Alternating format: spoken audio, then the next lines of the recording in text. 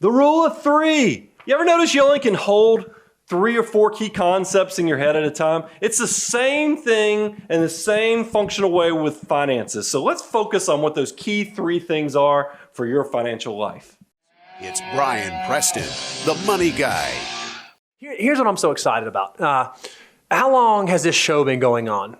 Since January 2006. Since January of 2006. So the math has gotten hard, so I just start giving you the start of the show instead of how many years. So there is just a plethora of information out there. If you want to go out and learn about pretty much any financial topic out there, if you want to know about equity indexed annuities, or you want to know about Roth conversions, or you want to know about saving money on your utility bills, whatever you want to know, we've probably done an episode. There's probably a show out there about that. Well, you and I were talking in pre-show prep, and we were thinking, what if we wanted to just distill it all down? Mm-hmm. If we could bring everything down and you could just do these things, it sets you up for success. And that's kind of what we were aiming for with this episode. You know, one of the things I think about immediately is like life, liberty, and the pursuit of happiness. You know, that is in our Declaration of Independence here in the United States. You know, old Tom Jefferson, he was on to something when he penned those words. Life, liberty, and the pursuit of happiness. That's right. You see how it just rolls off that 3? You go, and then and then the final Same thing. Steve Jobs, when he came out, you at least have your phone. Hold that phone up as a display. You don't have to give your number or whatever. You know, iPhone, it's got an iPod, it's got a phone, and then an internet connection device. I love it. I mean, Steve did well. I mean, this is the next evolution after the iPod. And we want the financial thing makes complete sense because you can only focus on what you control. And I think sometimes we get so encompassed in the complexity of life, all the things we have going on, that we kind of lose that really if we could just get 3 key things, maybe focus the next year on, you're going to be in a better place. Yep. So and look, I know this is why this is starting off weird, is because, by the way, we're doing this on April 1st, which is April Fool's Day. We're doing this on a day we're not supposed to record. We're running a skeleton crew. I was out, we recorded last Tuesday, and I already got picked on by some listeners because I said I was feeling a little under the weather. You remember we even had some people in the chat room say, Brian's always sick. Well, guess what? I had the straight up flu.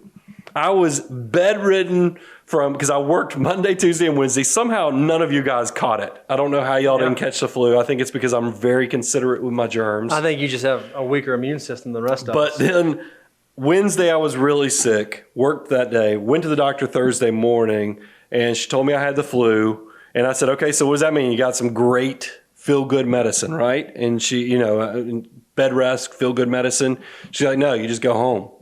And I was like, well, you're going to prescribe something to me, right? She goes, I mean, you can go pick up some Theraflu or something, take some with Tylenol. And I was like, this is how we're treating the flu these days, is they don't give you anything. You just go home. You try not to moan too much around your wife so that she doesn't think you're a worthless, helpless husband, who complains too much when he's sick. So I was in the bed Thursday afternoon, all Thursday, I should say, all Friday. Woke up Saturday and started feeling better. Today, I feel awesome, but you realize I had a week of stuff going into my chest. So if I laugh, I cough.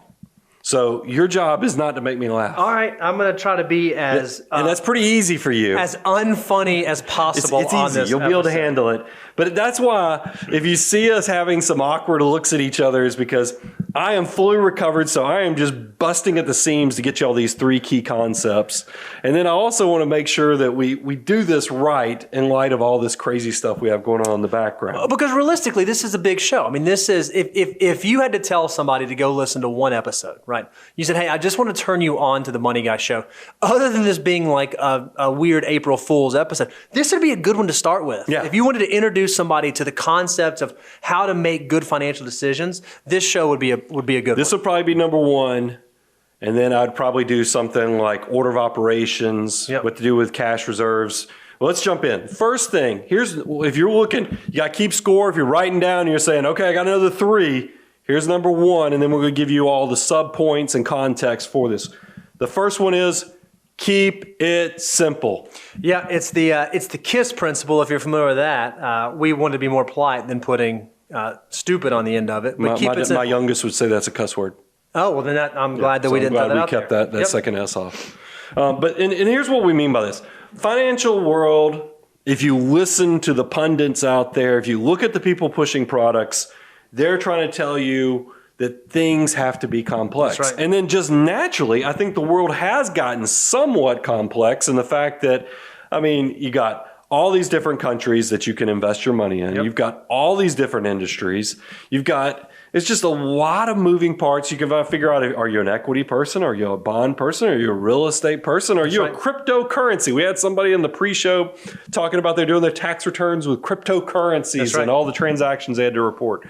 This stuff makes the financial world more complex, and I'm not so sure that necessarily translates into better for you. Yeah, I would agree with that. I feel like, obviously, we always talk about, back in the day, pre-endowment days, it was really easy to even manage money with stocks, bonds, and cash. Well, now we've moved into CDOs and CMOs and ETFs and IRAs, and there's just all these different types of ways to employ your army of dollar bills. How on earth do you know if you're implementing the right strategy or using the right mechanism to do so? And don't forget about the sexy rich people traps. That's right. Sexy rich people traps are, you hear about bear traps. These are things where they put pine straw on it and then they capture rich people in them and then they trap them in these things for 7 to 10 years and they just can't get out of them. That's right. So those are fall under this. But here's what I really want people to understand is from the Great Recession on, I think people realize when you got back to the basics, you were just in a better situation. Yep. So what do I mean when I say getting back and protecting yourself from complexity and keeping it simple? Is one great way to stay simple is being organized. Yep. I think it's really interesting. One of the things that we see all the time, because obviously we do wealth management, we're family financial advisors. That's what we do for a living. So we get to work with really successful folks who've done a great job of building up assets. But even really successful folks who've done a great job of building assets find themselves in this position where they have 50 different accounts in 50 different places from 50 different employers with no real cohesion and strategy. So if you're someone who looks at your financial life and it's just unorganized, I would argue that you're kind of in the majority as opposed to the minority. Yeah, and there's people, I pick on my poor sister-in-law. If she ever starts watching this show, I'm in trouble. Her and my mother, but because I don't pick on my wife, I'm too scared of her. But she picked out every holding in her 401k that had the word growth in it. Yeah, that is not the way you do this. You also don't want to have your life look like a patchwork or a quilt, where in the 1980s, you had this job and you were doing, all these financial stocks. That's and right. then in the 90s, you were doing all these technology stocks. In the early 2000s, you started doing all the REITs, REITs and other things like that. And your wife shouldn't read it like that. Keep it simple. Yep. Don't fall into these traps that I think just don't do your life well. And then I think the other thing is just understand that we live in this great new world where you can do index investing, you can do target date retirement funds. You don't have to do complexity. Don't let somebody sell you or put you in a box that puts you in a bad situation. Right. The other thing we see on keeping things organized is if life changes. Oh, that's huge. Think about this. You get, you were single, now you're married, or maybe unfortunately you've been divorced, or you had somebody pass away. All these things create change that you might have accounts. You mentioned, you could consolidate this down to if you could have a few accounts and bring them into 2 or 3, less paperwork coming in, makes you're life going to feel better. It's so funny, and I'm going to give away a little bit of a trade secret here. If you're someone who ever in the future considers reaching out to us to potentially become a client, one of the things we have clients do is we have them answer this questionnaire that walks through a bunch of personal things. What are some good financial decisions you've made, bad ones? Well, one question we always ask on there, hey, are there any significant changes that have happened in the last 5 years? Any significant changes you think are going to happen in the next 5 years? Right. And I'm always amazed when people say, oh, no, nothing has changed. And I'll say something to the effect of, well, hey, you have a 23-year-old child. 5 years ago, they were 18. Circumstances have changed, right? Or you had a kid that was in the house or a kid out of the house, or when you had those estate documents done. It's amazing to me how often people don't recognize that their financial life changes just because of natural progression of how our life moves. And those are important times to get those financial documents and things updated as you're working through that. Kind of closing out, keeping it simple though, Here's some key concept. Pay yourself first. That practice forced scarcity. It's if you do this, if you always live a little below what you actually make, you're going to do great. That's a great, you said something right there, and I think it's worth expanding on. Do you budget? I used to budget, but I think it's if you graduate into a cash management plan, you will no longer have to budget, meaning that I'm paying myself first. I have this forced scarcity that as I make more money, as income increases, I just allocate more money to savings, to paying off debt, that it really frees me because I know I'm doing my 25% to saving for the future, that I'm giving to charities that I want to. So if there's money left over, it really is a simplifying, nice release moment that I get to go spend the other parts and not feel guilty about it. Yep. I mean, it really is one of those things. And then take advantage of strategies like dollar cost averaging, because that's also be another thing. If you set it, forget it, it's going to make your life easier, and it's simple. Wouldn't you agree that one of the things that we see most often when people become anxious about their financial situation is they've made a decision to either retire, and so the risk circumstance changes, or maybe they made a decision, they got scared of the markets and they went to cash and they're trying to figure out when to go back into investing and back and forth, and they get caught in this analysis paralysis.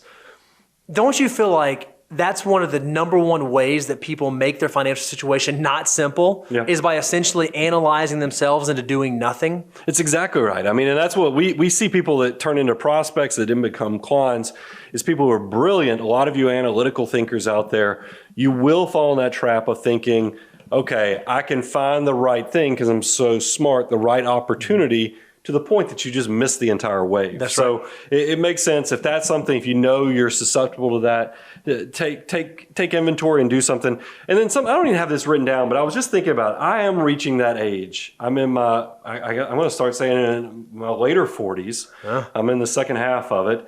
And the older I get, the more I'm realizing I just want my life simpler. I mean, it ties into this, whether it's how big do you want your house to be? How many pieces of real estate do you want? How hard? Because right now everybody's wrapping up their taxes, and you're probably going when you're trying to track down documents. You're like, why is my life so daggum complex?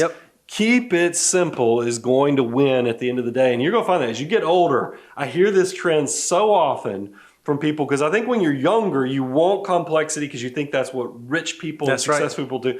But once you actually reach success, you're like, how do I get my life to be simpler so I can actually enjoy more? That's why keep it simple is the first key rule on our rule of 3. So let's move on to number 2. So if you got the pen and paper down, here's the second one. Keep an eye on taxes and fees. Yeah, that's a huge one. We talk about it all the time because people, the number one thing that gets people to often come into the door to talk with us or talk with any financial advisor for that matter is talking about investment management, right? And so what I think people are surprised to hear us say is, we don't get to control what the markets do. I mean, we can control to some extent how much we participate in the markets, but ultimately, if the markets are going down, we're going to lose money. And if they're going up, we're going to make money. We can't control it. We don't get to control the direction, but there are 2 pieces that we do get to control. When I think about this is the way I always put it is when somebody tells me they have 15, 20, 25 years before they retire, I'm like, what are we worried about? Cash, stocks, bonds. I mean, you're going to be investing because you have too long before you retire. So what do we care what's going on in the short term? If we need to focus on what does the future look like, and if the future is this, it's exactly what you just said.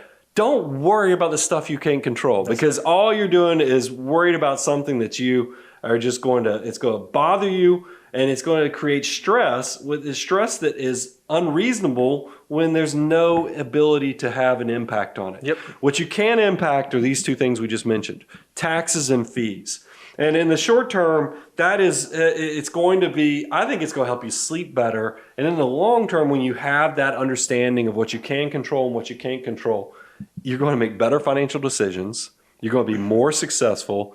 And then I think it also will protect you from what we get to number 3 in a minute. You'll see that just that healthy relationship is going to make you so much better in the long term. But so you said, Brian, that one of the things that we can control is taxes. And I think And, we used to say this. I'm pretty sure anytime somebody doesn't know who actually said something, They just say Benjamin Franklin. So I don't know if it was actually Franklin who said this. It's funny you said, because I think he probably did say something like this, but it is funny how many Benjamin Franklin quotes we pulled up. He said a lot of stuff. You're like, surely he was Benjamin Franklin. The dude was obviously, we already know he was a genius, but you should have written down more stuff that he said, obviously. So essentially what he said was, him and Shakespeare. or what someone said was, there are only two things that are certain, death and taxes. But what you're saying is that taxes are actually something that we can't control. So how do you reconcile those two ideas? Now, look, I'm not saying we're Al Capone here, because tax evasion will end you in Alcatraz, just like Al Capone. Our concern is, but what is actually encouraged is tax minimization. You can avoid taxes legally by the way you structure your portfolio. So you got to make sure that you're taking advantage of that. And one of the biggest things we tell you, in the beginning, when you're starting out, you don't even really have to necessarily focus on the tax part, because you can do a target retirement fund. That's right. But we've told you, once you get your assets over $200,000, $300,000, $400,000, you're going to need to really start paying attention to tax location. That's right. And what I mean by tax location is that if you have a tax deferred account, like a 401k, that's where you're going to put your bonds in, because they generate ordinary income, and nobody wants to pay ordinary income tax rates because they're their highest income tax rates. So let's get those in those tax deferred 401ks and 403bs. When we have dividend paying stocks, it's something that we want to have easy access to. That's your liquidity, and you just want to do that after tax type holdings. Or something that spits off like qualified capital gain distributions. Exactly. Things like that. Things that you could get some type of tax benefit of lower tax rate, capital gains, dividends, those things are all paid at lower tax rates. Take advantage of that. And then things you think are going to be hyper growth motivated that are going to allow you to stick it to the man legally. Yep. You want to put those in your Roth, your tax-free accounts. That's what we're talking about when we say tax location. So a plan can be integrated like a nice complex jigsaw puzzle that'll work perfectly for a client. So what we just said was, if you didn't pay attention, that was some pretty valuable insight. I mean, I like to think that everything we say is pretty valuable. That was pretty important. Let me say it a little bit differently. If you're someone out there and the way that you're managing your portfolio is you want to be a 60-40 mix. And so in your 401k, you're 60-40, and then in your brokerage account, you're 60-40, and then your Roth IRA, you're 60-40. If that's something that's resonating with you in terms of how you're managing your portfolio, there's a chance you're not managing it in the most tax efficient way possible. Yeah. I mean, and think about it. If you could save yourself $1,000, $2,000 a year in taxes, that's money that might be working in your army of dollar bills. So let's maximize these opportunities. The second component of avoiding or trying to minimize taxes and fees is that component of fees. Yep. Let's kind of talk about that. In the first one, transaction fees. Yeah. Now, when I say this one, because realize when I say fees, I don't think you can get rid of all fees. No, you certainly can't, because there is no free lunch, right? I think Benjamin Franklin said that. Fidelity Freedom Fund. The Fidelity Zero funds are actually free, but at the end of the day, there are things that are going to have a transaction fee. Yep. And I want you to minimize, and a lot of times you can do no load mutual funds.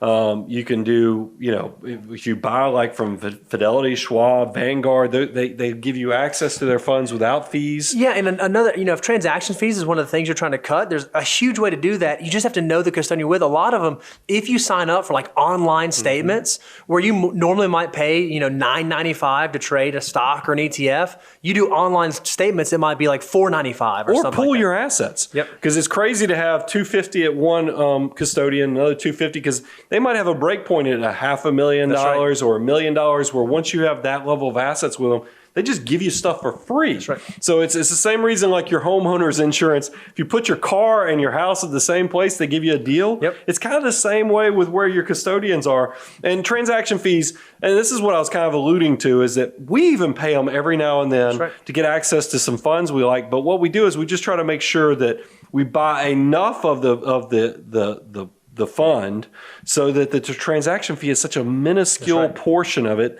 that it doesn't hurt you. What you don't want to get into, because I see people, I used to deal with this, when I was working actually on the fee side, I was actually on the commission side of when I first started managing money, is that people would have set up $100 a month or $250 a month, dollar cost averaging strategy, and then have a transaction charge every month to buy. That's horrible. I'd rather them pull those assets together and have one much lower transaction fee, because the quantity typically didn't matter. It was just they were going to charge you the same transaction fee, whether it was $250 or whether it was $100,000. And I mean, you sort of alluded to this. If you are paying a transaction fee for some sort of investment you purchase, just make sure you understand why. Some funds you might pay a transaction fee to get a lower internal expense. I mean, that's most often the case. And that could be a better deal. Exactly. You just have to understand why you're paying it.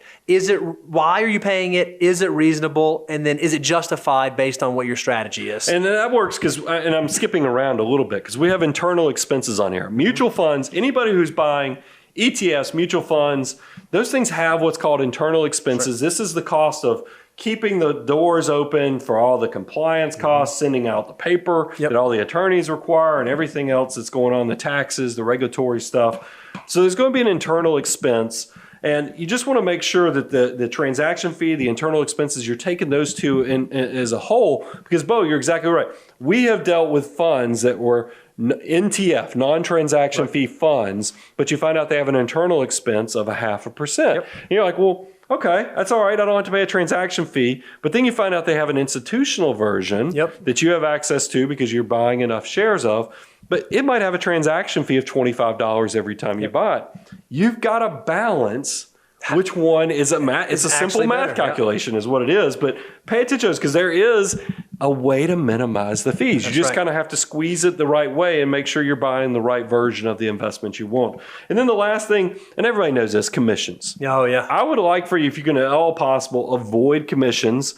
If you work with a commission person, first of all, I'd ask you, if you find out you're with a commission person, are you buying index funds? You've heard us do so many shows on where the industry is going is people are buying index funds. I mean, instead of trying to beat the market, just buy the market. That's it. So the first thing, if I see somebody has commissions, I'm like, are they even able to buy into one of the primary investments that I want people in these days? And then the second thing is if they are selling something with commissions, find out why. Is there a reason for why we're doing this versus a no load or something that would give me better access like an index fund? That's actually great advice. And this is just a brief aside. If you are ever working with any sort of financial advisor, a great question I always ask is why? Why do you do it this way? Why do you feel makes the most sense? Why do you feel that this is the appropriate structure? You want to make sure they have a really good answer for that because it matters. Yep. So in review, number 1 of the rule of 3 was keep it simple. Number 2 was keep an eye on taxes and fees. And then the final thing in the rule of 3 is know yourself. I love it. I tried to say it with a low, because I had this groggly voice from the, recovering from the flu. Did you think he was going to start coughing too? Yeah, I thought he was. I was about to start coughing? I thought you were going to. Really? Yeah, I thought as soon as you went low. I got this thing under control. It's getting stronger. That's what you come in with a sick voice. This thing, it was like game time. Let's wake up, boys. It's time to wake up. So this thing, it's gotten know yourself. Know yourself. To thine own self be true. So here's the thing. Know yourself. We talk about behavioral investment behavior. Just us humans, we are horrible, miserable creatures. It's true. No doubt. There's studies out there. We talk about the Dalbar study, which is the easy way. I say the QAIB, which is the quantitative analysis of investor behavior. They come out every year and show us how horrible we all are. The average investor. Versus comparing just buying like the S&P 500. They compare you to an index like the large cap index, or they compare you to they'll even do like 60, target date funds now. Yeah, I mean, so and they show you how the typical investor doesn't hold their investments as long as they should. They're very emotional, and all of this is ridiculous. And if you can figure out as early as possible that you are this emotional creature and that you're going to have to be a contrarian. There is a reason Warren Buffett, he says, be fearful when others are greedy and greedy when others are fearful. Yep.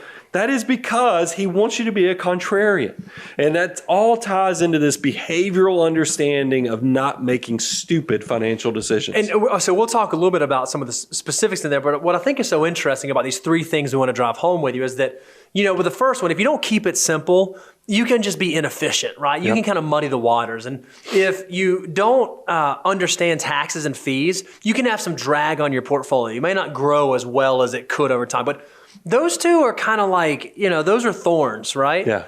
If you screw up the knowing yourself part and understanding what kind of investor you are, now you're talking about making decisions that could possibly derail your plan, that could change your retirement. That's not the thorn. That's falling headlong into the briar bush. It's the difference between having a butter knife and trying to cut an apple with it and cutting yourself versus trying to trim a bush with a chainsaw and hitting the leg. I mean, it is that big of a difference of the same tools, but really could take you in a different direction on things. So let's kind of go through some of these areas that you need to know yourself. Yeah, I think one of the first ones that we often talk about, and this is, again, if you ever become a client of the firm, the very first meeting we have as clients, we don't talk about investments or taxes or anything. We talk about risk. And specifically the relationship of risk capacity to risk tolerance. And those things, look, risk tolerance is how much of a cowboy you are. I mean, it's truth. That's why I always get nervous about asking. I could ask a 75-year-old entrepreneur who discovered something or the worst are real estate developers. Oh, yeah. I mean, you get a real estate developer and you ask them, so, hey, you're 75 years old, market goes down, what are you going to do? They're like, giddy up. That's not the right answer. Because you don't have the risk capacity, time for the for your portfolio to recover to what's going on in the financial world. So risk tolerance is how much of a cowboy you are. It doesn't necessarily tell how much risk you should truly have, because that's where risk capacity comes in. Because you might be at that stage of life where you need to marry the cowboy and the person that's going to be in the background whispering, hey, I know we could, but maybe we shouldn't. So that's why those two do go hand in hand. You got to have risk tolerance understanding and risk capacity on knowing yourself. Another one, I think, as early investors, we all struggle with this overconfidence bias. And I think a harsh truth that we need to share with most of you out there listening is you're not Warren Buffett. Oh, no. And Warren even admits you're not going to be Warren Buffett anymore because, he in his most recent shareholder letter, he had shared that, they have kind of transitioned over the years. That's why he was changing the way they're doing accounting. Other thing is that they are now the holder of multiple private businesses they've accumulated over the years. You're not going to be able to do that.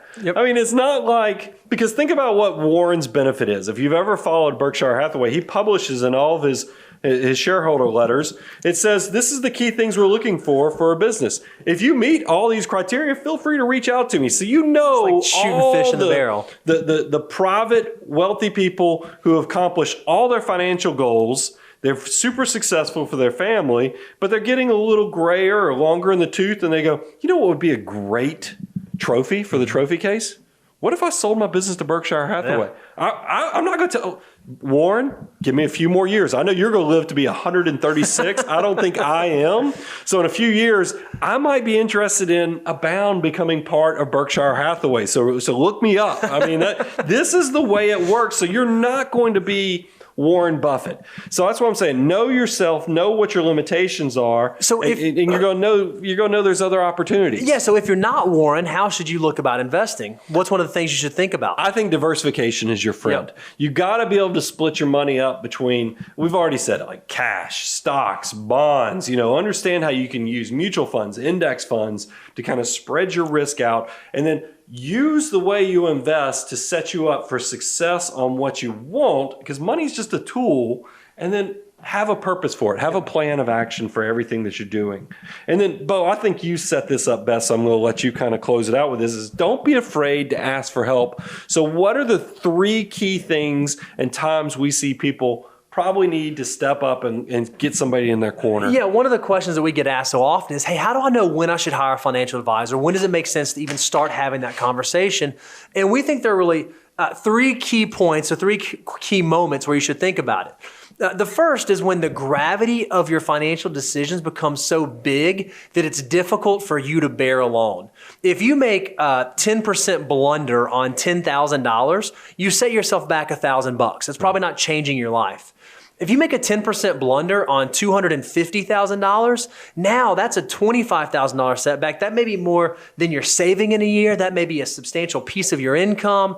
It just becomes big. So if the decisions that you're making have larger and larger impact, it may make sense to hire an advisor. Well, I want to step in and say this one thing, because we've had this happen more and more often recently. We've had people who have estates of 4 million, 5 million, 10 million.